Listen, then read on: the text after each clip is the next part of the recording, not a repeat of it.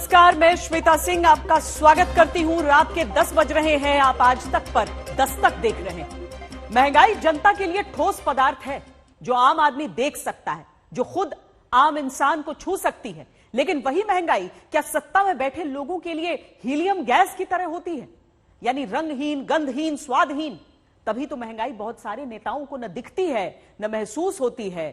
महंगाई पर लगाम के लिए सरकार बहुत कोशिश करती आ रही है, लेकिन 5 साल में खाने पीने के सामान में ही कितने दाम बढ़ गए, ये आज खुद संसद में खाद्य और उपभोक्ता मामलों के मंत्री की तरफ से बताया गया।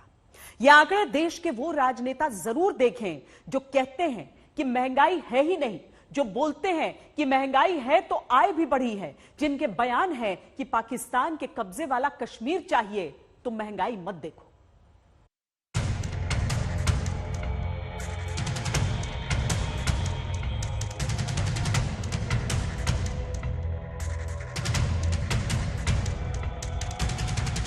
कांदे बटाट्याचा भाव कमी करण्यासाठी प्रधानमंत्री केला नाही। मैं आपसे ये पूछना चाहता हूँ कि कौन से वर्ग की आय नहीं बढ़ी? अन्य राज्यों की तुलना करेंगे तो अभी उत्तर प्रदेश में और देश में बहुत कम मूल्य बढ़ा। महंगाई से आम आदमी का जिया जले जान जले, धुआं उठे वाला हाल है। और लगातार मंत्री से लेकर सांसद विधायक कहते आए, महंगाई या तो है नहीं या महंगाई है तो जनता पर असर नहीं। महंगाई को नकारने वाले राजनेताओं को खाद्य एवं उपभोक्ता मंत्रालय की तरफ से दिए गए जवाब के इस पन्ने को जरूर पढ़ना, याद करना और सहेज कर रखना होगा, जो संसद के बजट सत्र में बदरुद्दीन अजमल की तरफ से पूछे गए सवाल के जवाब में आया है, जिसमें पूछा गया 5 साल में खाने की वस्तुओं के दाम कितने बढ़े। जवाब में सरकार ने बताया, आम आदमी की थाली में आने वाला चावल 2016-17 में 27 रुपए 71 पैसे प्रति किलो से 2021-22 में 35 रुपए 65 पैसे प्रति किलो हो गया। 5 साल में चावल 7 रुपए 94 पैसे प्रति किलो तक महंगा। गेहूं का आटा 5 साल में 25 रुपए 64 पैसे प्रति किलो से 30 रुपए 50 पैसे प्रति किलो पहुंच गया। यानी 5 साल में रोटी के लिए गेहूं का आटा भी 4 रुपए 86 पैसे महंगा हुआ। मूंग दाल पेट के लिए मेडिकल शास्त्र में बहुत स्वास्थ्यवर्धक बताई गई, लेकिन महंगाई शास्त्र में जेब के लिए हानिकारक बनी है, जो 2016-17 में 89 रुपए 14 पैसे प्रति किलो से दिसंबर 2021 तक 103 रुपए 50 पैसे प्रति किलो हो गई। यानी 14 रुपए 36 पैसे प्रति किलो की महंगाई मूंग की दाल में। यानी रोटी बनाना महंगा, खाना महंगा, चावल खाकर पेट भरना महंगा। मूंग की दाल भी 5 साल में महंगी। जबकि 5 दिन पहले केंद्रीय मंत्री कपिल पाटिल जनता को ठाणे में संदेश दे रहे थे कि पाकिस्तान के कब्जे वाला कश्मीर वापस चाहिए, तो कृपया दाल, आलू और प्याज की महंगाई भूल जाइए। कदाचित 2024 पर्यंत काहीतरी होईल, पाक ऑक्युपाय काश्मीर भारतामध्ये येईल अशी अपेक्षा करायला हरकत नाही, कारण या सगळ्या गोष्टी फक्त मोदी करू शकतात। म्हणून कांदे, बटाटे, तूर डाळ, मूग डाळ याच्यातून बाहेर आपण आलं पाहिजे।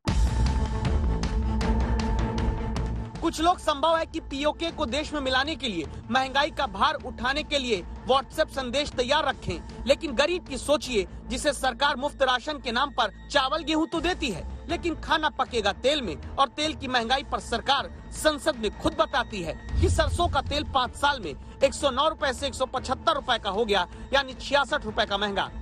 मूंगफली का तेल 133 रुपए प्रति लीटर से 175 रुपए का हो गया, यानी 42 रुपए 5 साल में महंगा। वनस्पति 75 रुपए से 133 रुपए का हो चुका है। 58 रुपए की महंगाई 5 साल में आ गई। सोया तेल 83 रुपए का 2016-17 में था। सरकार कहती है कि इसकी कीमत दिसंबर 2021 तक 150 रुपए के पार हो गई है, यानी 5 साल में 67 रुपए की महंगाई सोया तेल में आई है। पाम ऑयल तक 70 रुपए प्रति लीटर से 130 रुपए के पार है, यानी महंगाई के 5 साल में 60 रुपए प्रति लीटर ज्यादा। फिर भी केंद्रीय मंत्री कपिल पाटिल का बयान रहता है कि मटन महंगा खा सकते हो तो महंगाई महसूस मत करो। 750 रुपये किलोचा मटन आपण घेऊन 10 रुपयाचा कांदा त्याच्यातला 750 रुपये किलोचं मटन आपल्याला महाग वाटत नाही, 10 रुपयाचा कांदा आपल्याला महाग वाटतो। 500-600 रुपयाचा पिझ्झा खातात की मोदीजींना कांदे बटाट्याचा भाव कमी करण्यासाठी प्रधानमंत्री केला नाही। महंगाई पर वार अब की बार हमारी सरकार के नारे भूल गए शायद मंत्री कपिल पाटिल। वैसे पंचायती राज राज्य मंत्री को भी उपभोक्ता मंत्रालय के इस जवाब को याद करना जरूरी है, जिसमें बताया जाता है कि चना दाल 5 साल के मुकाबले भले सस्ती हुई हो, लेकिन 3 साल के मुकाबले 10 रुपए प्रति किलो महंगी हुई। अरहर दाल के दाम 2016-17 से 2018-19 के बीच गिर गए। 121 रुपए प्रति किलो की दाल अरहर की तब 71 रुपए तक गिर कर आई, लेकिन फिर 3 साल में 71 रुपए से दिसंबर 2021 तक अरहर की दाल 105 रुपए तक महंगी हो गई। उड़द दाल के दही बड़े बहुत शानदार बनते हैं, लेकिन जानते हैं ये दाल भी 16-17 से 18-19 तक 58 रुपए प्रति किलो सस्ती हुई। फिर 18-19 से दिसंबर 2021 तक उड़द दाल 37 रुपए प्रति किलो महंगी हो गई। यानी 5 साल में खाने की थाली में महंगाई ने रायता फैला दिया, लेकिन 4 महीने के भीतर महंगाई के उसी रायते को समेटने की बजाय कुछ मंत्री और नेताओं ने और रायता फैलाया। मुफ्त में दवाई, मुफ्त में पढ़ाई, मुफ्त में सिंचाई और मुफ्त में कढ़ाई, ये सारा सरकार ने लिया है। और इस हिसाब से अगर अन्य राज्यों की तुलना करेंगे तो अभी उत्तर प्रदेश में और देश में बहुत कम मूल्य बढ़ा है, कहीं नहीं बढ़ा है। अगर प्रति व्यक्ति आमदनी की आय से तुलना करेंगे तो अभी पेट्रोल डीजल के दाम बहुत कम है। मैं आपसे ये पूछना चाहता हूँ कि कौन से वर्ग की आय नहीं बढ़ी? क्या एम्प्लॉयज को जिनको तनख्वाह 5,000 मिलती थी आज उनको 25-30 हजार नहीं मिल रही? क्या व्यापारी का जो सामान बिकता था वो सस्ते मूल्य में बिकता था, आज ज्यादा में नहीं बिक रहा? क्या सब्जी पैदा करने वाले का मूल्य नहीं बढ़ा? क्या दूध उत्पादन वाले की नहीं बढ़ा रेट्स? आमदनी तो प्रत्येक वर्ग की बढ़ी। आमदनी प्रत्येक वर्ग की बढ़ गई। महंगाई के बचाव में नेता ऐसे बोलते हैं जैसे खुद जाकर चुपके से जेब में पैसा जनता की रख के आए हैं, जबकि संसद में ही खाद्य मंत्रालय कहता है कि दूध के दाम भी 5 साल में 9 रुपए प्रति लीटर तक बढ़ गए और नमक भी चुटकी भरी डालते हैं, लेकिन वो भी 4 रुपए तक महंगा हुआ है। आज तक ब्यूरो। एक तरफ देश का बजट आता है, बजट में इंफ्रास्ट्रक्चर पर हजारों करोड़ रुपए के निवेश की बात आती है, लेकिन उससे भी पहले देश में चुनावी दलों के फंड में करोड़ों रुपए कंपनियां, संस्थाएं निवेश करने की तैयारी कर लेती। हमारे देश में मान्यता प्राप्त राजनीतिक दल जिन्हें बीते आम चुनाव में कुल वोट का कम से कम 1% मत मिला हो, ऐसे दलों के लिए कोई व्यक्ति, संस्था, संगठन, कंपनी चुनावी बॉन्ड खरीदकर पार्टी के खाते में जमा करता है। ऐसे में जब जनता की कमाई बढ़ती नहीं है, तब पता चला कि पार्टियों की कमाई घटती नहीं है। जब जनता को इलाज के लिए अस्पताल तक लाने वाली सरकारी एम्बुलेंस खस्ताहाल होकर सड़क के किनारे पड़ी और खड़ी रहती हो, जब बिहार के कटिहार की ये तस्वीर बताए कि आम आदमी अब भी सरकारी खस्ताहाल स्वास्थ्य व्यवस्था के नाते गर्भवती महिला को ठेले पर अस्पताल लाने के लिए मजबूर है, तब ये बात आम जनता को पक्का चुभेगी कि 1 से 10 जनवरी के बीच देश में पार्टियों को चंदा देने के लिए इलेक्टोरल बॉन्ड की बिक्री 10 दिन के लिए खुली तो रिकॉर्ड 1213 करोड़ रुपए के चुनावी बॉन्ड पार्टियों को देने के लिए बिक गए।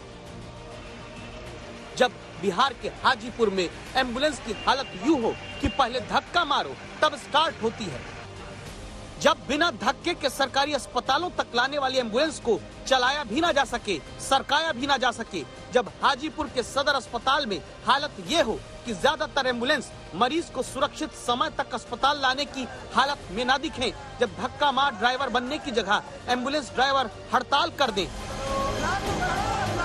तब संसाधनों के अभाव में भले जनता जिए, लेकिन तब भी राजनीतिक दलों के लिए देश में साधन, संसाधन और संपत्ति में इजाफा होता है। तभी तो पिछली बार जहां 10 दिन में 695 करोड़ रुपए के चुनावी बॉन्ड्स की बिक्री पार्टियों को देने के लिए हो गई थी, इस बार 10 दिन में ही उसकी डबल बिक्री 1213 करोड़ रुपए के चुनावी बॉन्ड के साथ साल की शुरुआत में आई। महंगाई और घटी कमाई के पिंजरे में फंसकर फड़फड़ाते आम आदमी की चिंता फिर क्यों होगी, जहां जनबल से ज्यादा धनबल हावी हो। नतीजा ये है, जब एक तरफ संसद में बताया जाता है कि केंद्र सरकार की नौकरियों में 1 मार्च 2020 तक 8,72,243 पद खाली पड़े हैं, तब ये भी जानकारी आ जाती है कि दिल्ली में 1 जनवरी से 10 जनवरी के बीच 117 करोड़ रुपए के चुनावी बॉन्ड स्टेट बैंक की शाखा से पार्टियों को चंदे में देने के लिए बेचे गए। जब राज्यसभा में सरकारी आंकड़ा कहता है कि केंद्र के तहत आने वाली समूह ग की नौकरियों में 1 मार्च 2020 तक 7,56,146 पद खाली हैं, तब ये भी पता चलता है कि चुनावी दलों का पार्टी फंड वाला खाता भरने के लिए कोलकाता की स्टेट बैंक की शाखा से जनवरी के पहले 10 दिन में 154 करोड़ रुपए और मुंबई की शाखा से 489 करोड़ रुपए के चुनावी बॉन्ड्स खरीदे गए। नियम के मुताबिक अब तक ये चुनावी बॉन्ड्स पार्टियों की चुनावी चादर में यानी खाते में पहुंच गए होंगे। मतलब ये कि साल के पहले 25 दिन के भीतर 1213 करोड़ रुपए का चुनावी कल्याण देश के दलों का हो चुका है। संजय शर्मा, दिल्ली आज तक। एसी क्या करता है? गर्म हवा को खींचकर उसे ठंडा करके दोबारा कमरे में छोड़ता है। इस तरह हवा के तापमान को अनुकूल बनाता है। यही वातानुकूलित राजनीति इस समय उत्तर प्रदेश में चल रही है, जहां चुनावी हवा को अपने अनुकूल बनाने के लिए बड़े बड़े नेता राजनीतिक बयान दे रहे हैं। उस रिपोर्ट तक पहुंचने से पहले देखिए कैसे हर पार्टी के प्रत्याशी सियासत को अपने अनुकूल अपने क्षेत्र में करने के लिए आचार संहिता, भारतीय दंड संहिता को दरकिनार कर रहे हैं। लाठी डंडे चप्पलों से मारो, बस गोली न मारना और हम सब देखेंगे। यहाँ केवल बजरंग बली रहेंगे। मैं आज भी उस बात पे कायम हूँ कि लौनी में ना अली ना बाहुबली, सिर्फ बजरंग बली रहेंगे। उसके कलर को मना कर मत डालना काम आपको करना है। 10 तारीख के बाद एक एक का हिसाब करने का काम करेंगे।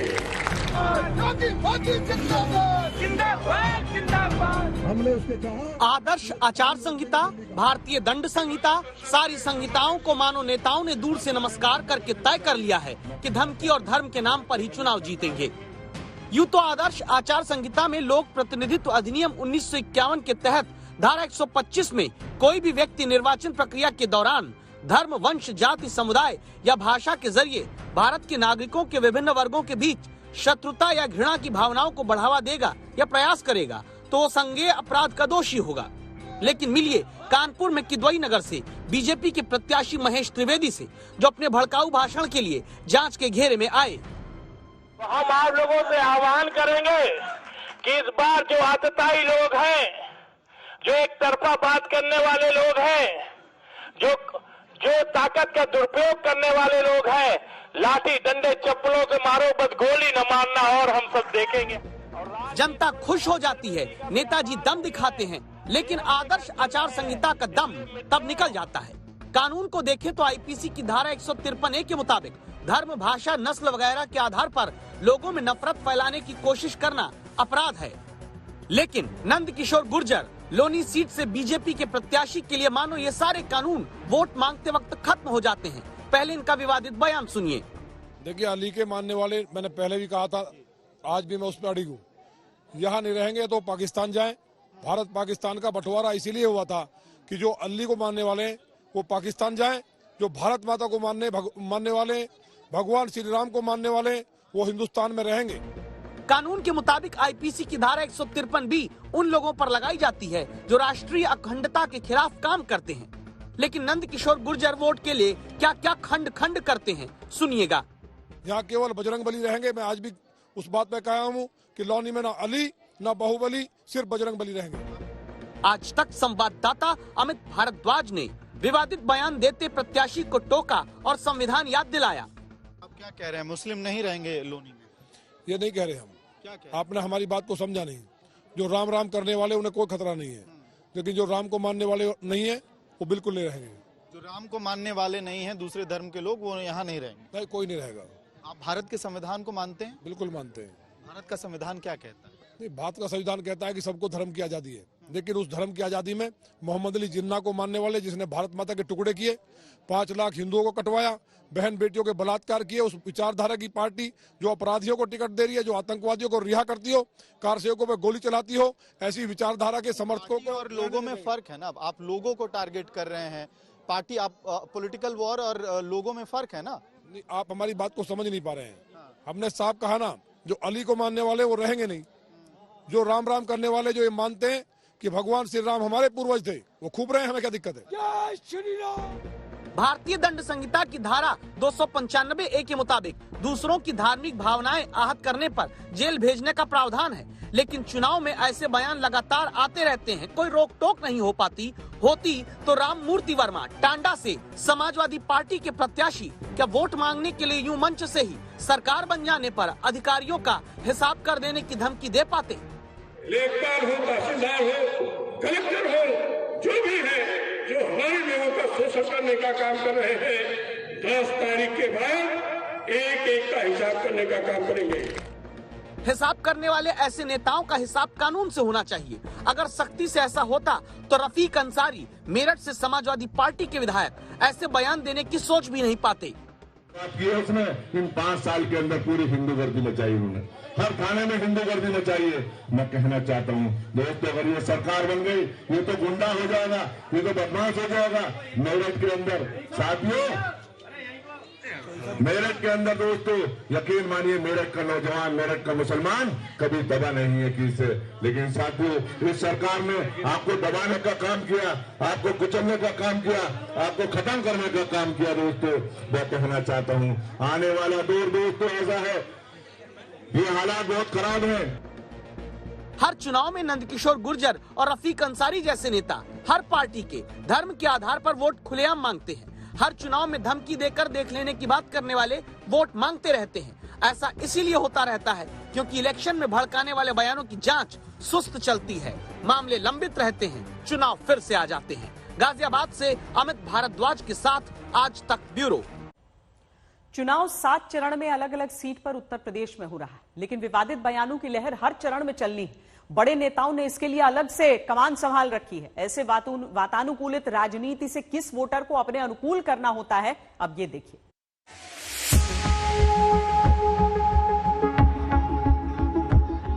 चुनावी राजनीति में एक होता है कर्मठ वोटर, एक होता है स्विंग वोटर। कर्मठ वोटर बाएं दाएं कभी नहीं देखता, जहां सोचता है वही वोट देता है। स्विंग वोटर वो जो माहौल भांपता रहता है किधर जाना है। उसी वोटर को अपने हिसाब से चुनावी माहौल की हवा में अपने अनुकूल करने के लिए उत्तर प्रदेश में वातानुकूलित राजनीति चल रही है, जहां चर्चा चुनावी गर्मी और कंप्रेसर की होती है। माल तो वही है, लिफाफा नया है। माल तो वही पुराना सड़ा गला माल है। जिसने असुरक्षा दी, जिसने दंगा दिया, जिसने माफिया दिए, और आज भी कहते हैं, कह रहे आने दीजिए सरकार। हमने कहा कभी नहीं हो रही, कवायद के दिन तक भी तुम्हारी जो है, कयामत के दिन तक भी तुम्हारा ये सपना साकार नहीं होने वाला है, ये मान करके चल लो। लेकिन ये देख लो, 10 मार्च के बाद ये पूरी गर्मी शांत करवा देंगे। पहले चरण में यहाँ के लोगों ने ऐसी हवा चलाई है कि भारतीय जनता पार्टी और खासकर मुख्यमंत्री जी, उनको समझ में नहीं आ रहा कि क्या कहा जाए। वो हमारे मुख्यमंत्री हैं, वो कोई कंप्रेसर थोड़ी है कि हमें ठंडा कर देंगे। हमारे बहुत सारे लोग हैं, जानते होंगे, फ्रिज में ठंडी चीज रखने के लिए कंप्रेसर होता है। कंप्रेसर खराब हो जाए तो क्या मुख्यमंत्री जी हमारे कंप्रेसर हैं? ये जो 2 लड़कों की जोड़ी आई है ना,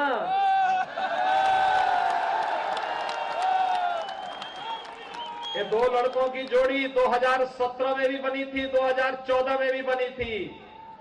2017 में प्रदेश की जनता ने एक दिल्ली में रहने वाले और एक लखनऊ में रहने वाले दोनों जोड़ी को कहा था कि तुम जिस लायक हो ही नहीं भाई। आज तो कुछ मौसम भी बदला लग रहा है, लगता है कि गोरखपुर से उन्होंने कुछ कोशिश की है कि फिर दोबारा ठंड लौटे। लेकिन ये क्षेत्र किसानों की धरती रही है, किसान आंदोलन में इस क्षेत्र ने बड़ी भूमिका अदा की।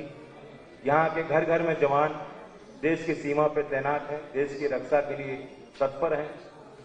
तो हमारा तो खून भी गर्म है और देश के लिए सब कुछ न्यौछावर करने के लिए हम लोग राजी रहे। तो हमें धमकी देना, इस क्षेत्र के मिजाज को मुझे लगता है योगी जी समझ नहीं पाए। वो जितना हमें धमकाएंगे और भड़काएंगे, हम उतने ही एक होंगे, संगठित होंगे और ताकतवर।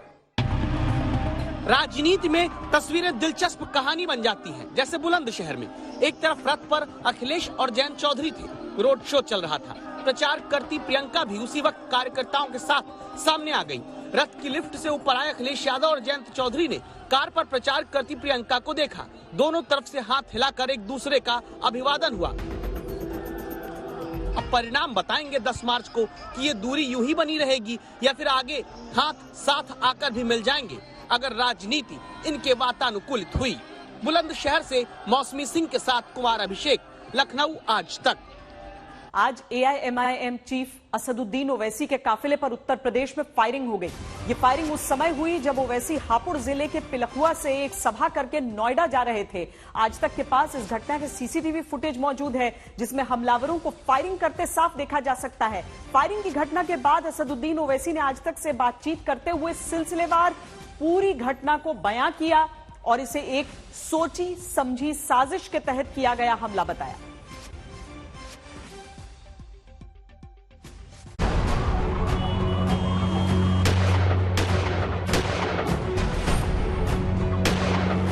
ओवैसी की कार पर फायरिंग का ये एक्सक्लूसिव सीसीटीवी फुटेज सबसे पहले आज तक पर चला।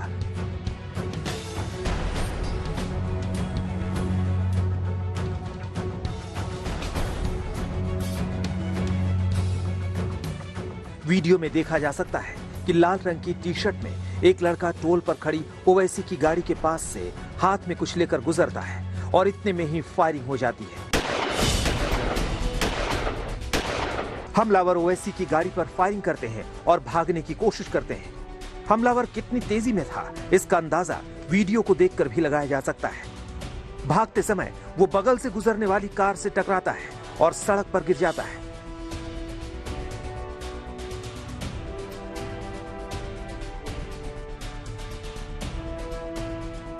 इसी दौरान सामने से एक व्हाइट शर्ट में युवक आता है जिसके हाथों में बंदूक है। यह शख्स ओवैसी की गाड़ी पर फायरिंग करता है, जिसका चेहरा भी सीसीटीवी फुटेज में नजर आ रहा है। जिस वक्त ये एक्सक्लूसिव सीसीटीवी फुटेज आज तक पर चला, उस वक्त असदुद्दीन ओवैसी आज तक पर ही लाइव थे।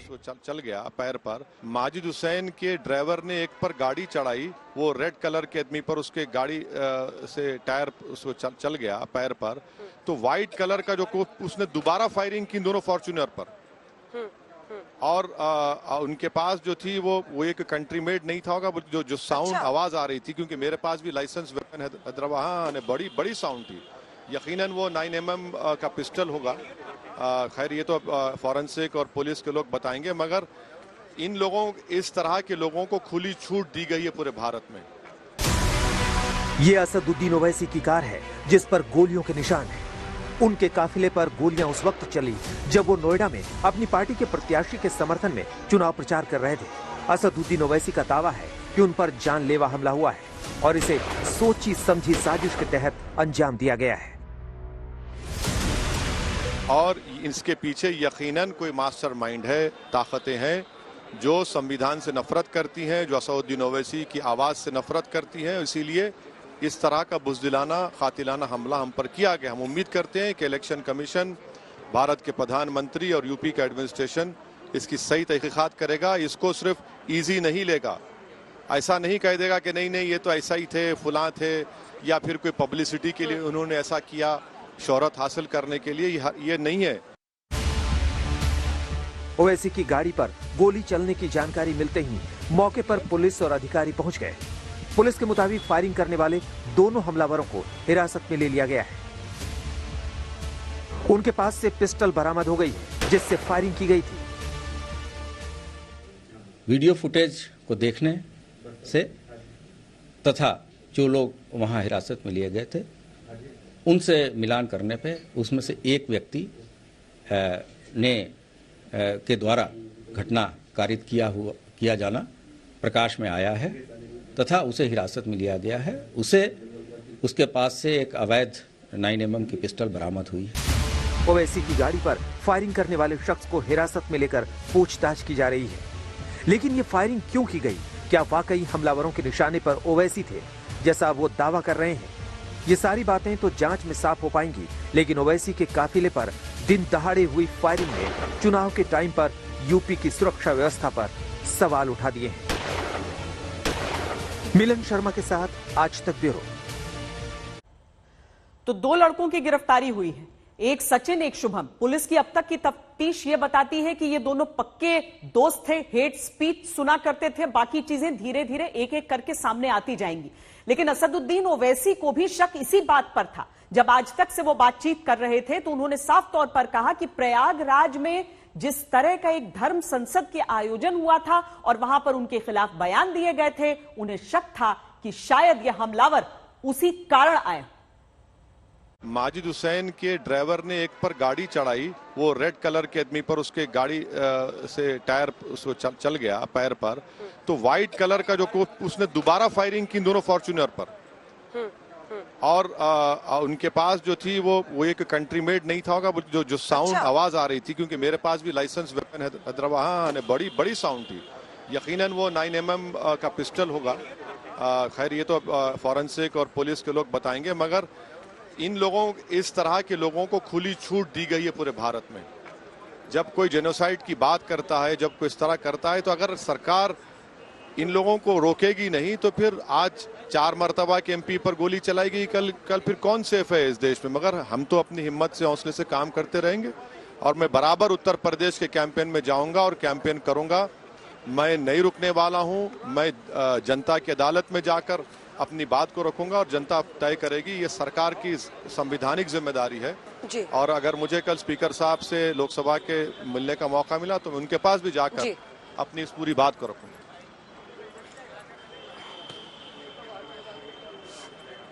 ओवैसी साहब, बहुत अच्छी बात है कि आप लोग सुरक्षित हैं, सभी लोग सुरक्षित हैं, लेकिन एक सवाल मैं आपसे पूछ रही हूँ, चुनावी वक्त भी है, लेकिन आप इसके पीछे बार बार इशारा कर रहे हैं कि धार्मिक उन्माद या धार्मिक आधार पर पैदा हुआ नफरत, इसके लिए हुई नफरत इसके लिए जिम्मेदार है। आप इसके पीछे चुनावी वजह नहीं देख रहे हैं, जल्दबाजी तो नहीं हो रही? क्योंकि अभी नहीं मैडम, मेरी डिमांड यही है कि इलेक्शन कमीशन ऑफ इंडिया इसको अपने कॉग्निसेंस मिले और वो इसका स्ट्रिक्ट व्यू करे। मेरा डिमांड प्रधानमंत्री से है और यूपी के एडमिनिस्ट्रेशन से है कि वो अपनी संवैधानिक जिम्मेदारी को निभाएंगे, और इसके पीछे यकीनन कोई मास्टरमाइंड है, ताकतें हैं जो संविधान से नफरत करती हैं, जो असदुद्दीन ओवैसी की आवाज़ से नफरत करती हैं। इसीलिए इस तरह का बुज़दिलाना, कातिलाना हमला हम पर किया गया। हम उम्मीद करते हैं कि इलेक्शन कमीशन, भारत के प्रधानमंत्री और यूपी का एडमिनिस्ट्रेशन इसकी सही तहकीकात करेगा। इसको सिर्फ इजी नहीं लेगा, ऐसा नहीं कह देगा कि नहीं ये तो ऐसा ही थे, फुला थे, या फिर कोई पब्लिसिटी के लिए उन्होंने ऐसा किया, शोहरत हासिल करने के लिए, ये नहीं है।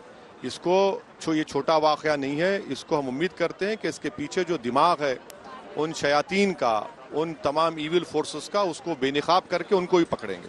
ऐसे लोग भी होंगे सर, आपने खुद कहा, जो इसे पब्लिसिटी स्टंट कहेंगे। नहीं मालूम क्योंकि आपने अभी कहा कि इसको पब्लिसिटी स्टंट ना माने, तो उसी पर मेरा सवाल था कि क्या ऐसे लोग होंगे? हमको जो अभी रिपोर्ट आ रही है वहाँ के लोकल थाना से कोई पुलिस के लोग इस तरह की गुफ्तगू कर रहे। अगर हम ये चाहेंगे कि ये पब्लिसिटी स्टंट नहीं होना चाहिए, बल्कि सही इन्वेस्टिगेशन होना चाहिए। देश के सामने अगर 4 मरतबा के MP को इलेक्शन कैंपेन के दौरान में उस पर जान लेने की कोशिशें की जाती हैं तो फिर गलत है ये। आखिरी सवाल, सिक्योरिटी आपको नहीं लगता आपको लेनी चाहिए? जी मैडम, मैंने अपनी सियासी जिंदगी 1994 से शुरू की और अब तक मैं ना सिक्योरिटी लिया हूँ, ना को BP गाड़ी लिया हूँ। मुझे पसंद नहीं है कि मेरे अतराफ में लोग बंदूक लेकर चले, मेरी फितरत में नहीं है। मेरा मानना यह है कि सरकार की जिम्मेदारी है मेरी जान की हिफाजत करना। नहीं लूंगा मैं, हरगिज नहीं लूंगा। अब लेंगे? चाहे कुछ भी हो जाओ, मुझे जाना एक दिन इस दुनिया। नहीं लेंगे अभी? नहीं लूंगा मैडम, मैं मेरी नहीं लेंगे। मेरी मौत खुद मेरी जिंदगी की हिफाजत करेंगी। जो वक्त आएगा जाएंगे, मगर ये सरकार की जिम्मेदारी है कि मेरी जान की हिफाजत करें। अगर सरकार नाकाम हो रही है इन ताकतों को पहचानने के लिए, तो फिर ये सरकार जिम्मेदार रहेगी अगर कुछ मुस्तकबिल में कुछ होता है तो। क्या लग रहा है सर आपको, इसके पीछे कुछ समझ में आ रहा है? मैडम, ये तो हम तो डिमांड करते हैं कि इलेक्शन कमीशन ऑफ इंडिया इसकी जांच पड़ताल कराए। मैं इस बात का डिमांड करता हूं कि देश के प्रधानमंत्री और उत्तर प्रदेश का एडमिनिस्ट्रेशन वो इसकी पूरी तहकीकात करें, क्योंकि ये एक वेल प्लान कॉन्स्पिरेसी है। पूरा हमारे को फॉलो कर रहे थे, इनको हमारा पूरा प्रोग्राम मालूम, और ये कौन ताकतें हैं, कौन ऐसे लोग हैं जो इस तरह से हमारी जान पर हमला करके हमको ख़त्म करने की कोशिश की। मगर अल्लाह का फजलो करम है कि आज हमारा वक्त नहीं था। मगर एक बात तो मैं इन बुज़दिलाना हरकत करने वालों को और इनके पीछे जो दिमाग है उनको बताना चाहूँगा कि मैं अपनी आवाज़ को, अपनी ज़बान को, अपनी ज़िंदगी के तर्ज अमल को, अपने एहतजाज को, जो संविधान मुझे बुनियादी हक देता है, मैं पीछे हटने वाला नहीं हूँ। हाँ, मुझे यकीन है कि एक दिन मेरी मौत आएगी, मगर क्या फ़ायदा हो ज़िंदगी का अगर मैं इन लोगों से डर कर घुट घुट कर ज़िंदगी गुजारूं। मेरी ज़िंदगी जो थी खुलेआम है। मैं 94 में MLA बना और अल्हम्दुलिल्लाह अब तक मैंने कोई सिक्योरिटी नहीं ली, क्योंकि मेरा कोई क्रिमिनल बैकग्राउंड नहीं है। ना मैं पसंद करता हूं कि लोग मेरे अतराफ़ में हथियार लेकर चलें, मगर हम उम्मीद करते हैं कि सरकार इसका नोट लेगी, इसका पूरी जांच करवाएगी कौन है मास्टरमाइंड। मगर मैं एक बात आपको बताना ज़रूरी समझता हूं कि मीडिया के लोगों ने मुझसे सवाल किया था 2 दिन पहले कि प्रयागराज में जो धर्म संसद हुआ, वहां पर जितने बड़े बड़े महाशय आए थे, उन सब ने अपनी ज़बान से मेरे बारे में अनाप शनाप बका, मेरी जान लेने की धमकी दी। ये ऑन रिकॉर्ड वीडियोज़ हैं जो सरकार के पास है। आज से थोड़े दिन पहले गाजियाबाद में कोई एक सेना के शख्स ने कहा कि ओवैसी गर्दन मार दो, मेरे घर पर हमला हुआ। तो ये सरकार का काम है कि ऐसे ताकतों को जो संविधान से नफरत करते हैं, जो रूल ऑफ लॉ को भारत की बर्बाद करना चाहते हैं, और इलेक्शन कैंपेन के दौरान में इस तरह की हरकत करना, गोलियां चलाना, ये तो देश को इसको नोटिस करना चाहिए और उम्मीद करता हूं कि देश इसको देख रहा है।